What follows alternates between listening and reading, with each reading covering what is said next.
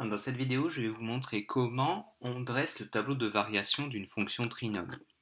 Alors, la première chose à faire, c'est qu'il faut mettre le trinôme sous forme canonique, parce qu'on va avoir besoin du A, du alpha et du bêta.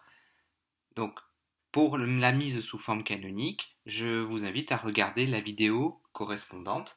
Si vous avez le trinôme sous forme développée, donc vous appliquez la méthode que je donne dans cette vidéo. Si c'est sous forme factorisée, vous développez tout à l'aide de la distributivité et ensuite vous appliquez la méthode. Quand j'ai déjà mis le trinôme sous forme canonique, donc j'ai le A, le alpha et le bêta. Donc il y a deux cas. Un trinôme aura un tableau de variation soit comme ceci, soit comme ceci.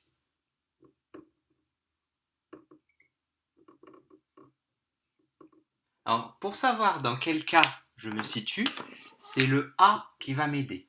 Ce cas-là, c'est lorsque le A est strictement positif.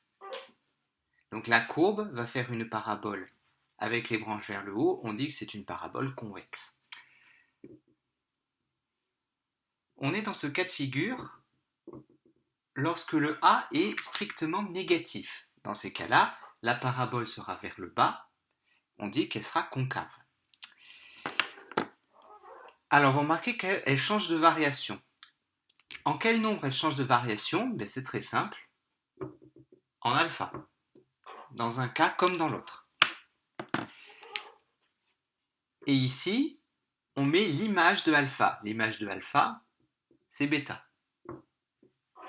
Et là, vous avez terminé le tableau de variation. Autrement dit, je répète, d'abord, la première chose à faire, c'est l'ordre des flèches. D'abord, je descends puis je monte lorsque A est strictement positif. Je monte puis je descends quand A est strictement négatif. Ensuite, je mets alpha ici et bêta au bout de la flèche. Et dans ce cas-là, alpha en haut, bêta au bout de la flèche.